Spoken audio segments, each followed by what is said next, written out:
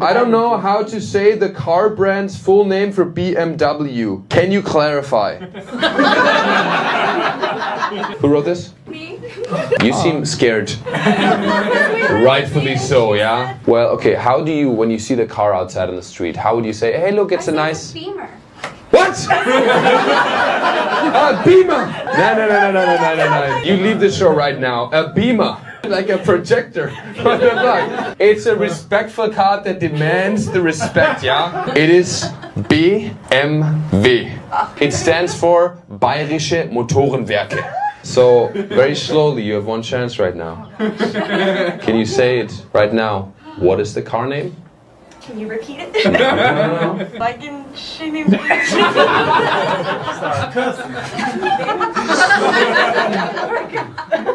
What? It's worse than I thought. You should not have a car. Give me your keys right now. You're not allowed to drive anymore, yeah? This is it now. Now give me your keys. European fairy tales are so dark. The Little Mermaid. She's singing and then she can't speak anymore, goes on land. The prince falls in love with her and everything is happily ever after. They defeat the sea witch, everything is happy. So now in the European version, this is what happens. The Little Mermaid goes to Ursula and she goes, yo, I'd like to go on land. And then Ursula is like, okay, we can make that happen. The only thing we have to do is cut your tongue out with a knife. So she cuts the tongue off with a knife, right? And it's very hurtful. And then she grows legs and then she goes on land, right? But it's not like she can just walk like a normal person. No, she's basically a cripple. So she walks on land and every step she takes, it's like 1,000 knives stabbing her leg. This is what it says verbatim in the story. And then she goes and meets the prince to seduce him so he can fall in love with her and everything's happily ever after. And when she meets the prince looks at her and she goes, nah, I'm good. Rejects her, and then at the end of the story, she jumps off a cliff, turns into sea foam, and dies. And that is the end of the story. And I think it's such a beautiful story because it teaches kids a lesson that you should not dream and have dreams and go somewhere else. No, you stay in your lane, you do engineering in Germany, and you are a good boy. What comes between fear and sex? Between fear and sex? Probably me. Because when this guy yelled at me, I came a little bit, you know? The answer's for You fucking fuck, yeah? I'm gonna explain this joke. So this is what German humor is at its finest, you know what I'm saying? It's like what comes between fear, which means the number 4, and sex, which means sex. It's the number 5, yeah? Alright, sir, this is such a bad joke. I'm gonna steal it, make a reel about it, and it's probably gonna get 5 million views, and I'm gonna hate my life, but I'm gonna credit you. Are you British? Yes. What's your work? Retarded. Retarded? Sorry. I literally heard that. I'm so sorry. Can you say that word here? I'm so sorry. Oh, thank God I'm not in Portland. Jesus. How does your family feel about your Jewish wife? My mom is complaining about her, not because she's Jewish though, but because she doesn't put the glasses into the dishwasher right away when she's done. That's true. My wife, she's also trying to learn more German right now. She's learning German on Duolingo, which... That is the funniest shit ever, dude. The shit she learns is so useless. The other day I heard her do Duolingo and she was like, Mari, I learned something. What do you learn? She looked at me, she was like, Die Eule spielt jeden Tag Schach. That's what you learned? My mom is so funny because Mom is just very blunt and very honest, as you may have noticed by now. And my wife was learning some German. She's trying her best, you know. And she was like, after we got dinner, she looked at my mom, she was like, oh, danke. My mom goes, hä? My wife was like, Danke schön. My mom was like, hä? And she looked at me, was sagt die denn? What did she say? And I was like, Mom, she's saying, Danke. Okay. And then she goes away. My wife shows up to the car 25 minutes late. What did you laugh at? That's not funny. That's not funny. Jewish Standard Time. Jewish Standard Time. That's a thing? Jewish Standard Time? So Jewish people are also late, and you putting me in this position because I cannot be mad at the Jews, but I want to be, but I cannot, yeah? I hate when people blame it on their nationality. I'm Jewish, it's Jewish Standard Time. That's fucked up because you're saying because your people do something historically, you're going to keep going with that and not try to change, yeah? Imagine we Germans did that, you know what I'm saying? Imagine we Germans were like, we've always been this way, we try to, like, we're going to keep going like this. No, we try to change, we try to do better, yeah? Jewish Standard Time, that's messed up, man. So why are Jewish people late? We skip the trains these days. Yeah, that's a good point, yeah. You guys are a dark fucking crowd, dude. You guys are fucked up in the head, dude. Has anybody tried to go to Berghain to one of these clubs? You've gone? Yeah, they looked at us and it was 9. 9, that's right. The bouncer at Berghain is this guy named Sven. He's got like a teardrop tattoo. Literally, going to Berghain, they want to figure out if you're techno enough to get in there. And he looks at you for 2 seconds to scan your soul. It's like the sorting hat in Harry Potter. He checks your soul to see which house you're going to. And I went there, my first time I went there was with a British friend. He had like a Burberry trench coat, which you can't wear there. You can't look like you have money. You have to look like you don't want to be there. Really, I wanted to get in so so bad. I was like 18 years old, first time Berlin, you know, and then the bouncer comes out and he like literally, he looks at me for 1 second, scans my soul, and I was like, please let me in. I was like Harry Potter. I was like, Gryffindor, Gryffindor, Gryffindor. He looks at me, he goes, Hufflepuff. I was like, fuck, you know. No, he rejected us. It hurts, yeah. I have rejection issues from my mom already. I don't need Berghain rejection issues also, yeah. Fun fact, do you know that Elon Musk was rejected at Berghain? I just heard about this shit recently. That's fucking funny, dude. Because he's like also kind of space Hitler right now a little bit, you know what I'm saying? So it's like, it seems like you get rejected from art school or Berghain and you become, you know. You know that all Disney fairy tales are based on hardcore German fairy tales? But then Disney changed the original version because American kids are too weak to handle the truth. Yeah? Sleeping Beauty, the American version, right? The princess, she's in the castle, yeah, she's asleep. Then the prince comes, kisses her. She wakes up and they're happy ever after. It's false information. In the German version from the 1800s, here's what happens, right? The princess, she's in the castle, she's asleep, yeah? Then the prince comes, kisses her. Nothing happens. So he fucks her. Yeah? Oh. And I know, this is not necessarily the story that makes you feel warm and fuzzy inside. But which one do you think is more realistic? Yeah. Then what happens in the German version, the princess actually gets pregnant, yeah? She keeps the baby because she lives in Texas. Yeah? Now I know you guys look at me a little traumatized. You guys are like, how the fuck could you tell this story to your kids? But which of these stories do you think prepares American girls better for college? I'm just afraid that American girls are gonna see Sleeping Beauty on Disney and they're gonna be like, oh my god, so all I gotta do is I gotta be pretty, lay down, pretend I'm asleep, and then a prince will come and save me. No, you get fucked, stay alert.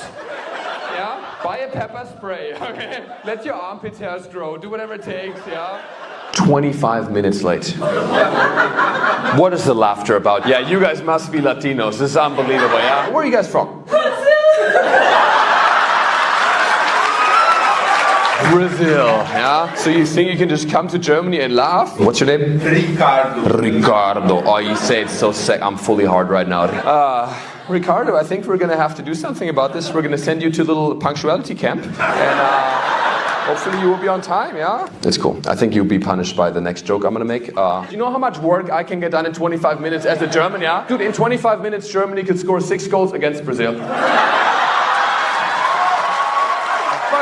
So Ricardo, where were you when Germany, but seriously, how was that for you? You know how 9/11 is for the Americans? Yeah.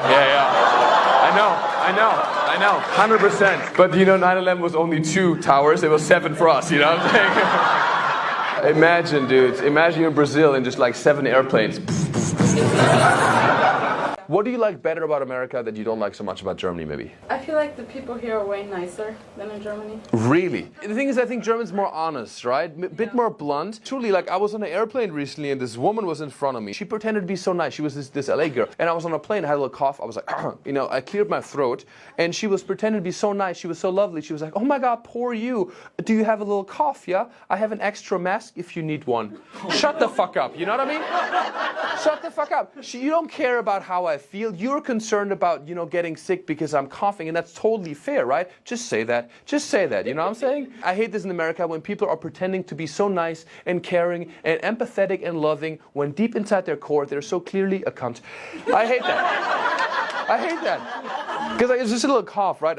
My throat gets a little dry when I'm on an airplane because of the AC. I'm not used to it, so I have a little cough sometimes because of that. I'm struggling with that cough. I'm gonna write a book about it. I'm gonna call it Mein Kampf. Germany, we don't have Disney. We have Struwwelpeter. You know what it is? So Struwwelpeter, that's like our version of Mickey Mouse, okay? So this is what German kids are read. So this is a story about a girl named Paulinchen, yeah? It's a little girl, and she wants to play with the matches, yeah? And then the cats, yeah? Bad, yeah? Because then the cats say, no, Paulinchen, nine, meow, meow, nine, yeah? Don't play with the matches because your father told you not to play with the matches, yeah? But Paulinchen doesn't care, yeah? She's a kinky little girl. She's not obedient, yeah? So she starts playing with the matches regardless. And then imagine, maybe shut the fuck up a little bit. I love you guys, but just a little bit. So then imagine you're 7 years old, all right? You're 7 years old, and you read this story. She plays with the matches, and then in the next frame, she is burning. Yeah, her entire dress is burning. Yeah, her skin is burning, her hair is burning, and she's screaming in excruciating pain. Yeah, and then she dies. Okay. She's a little pile of ashes. So that is the end of the story.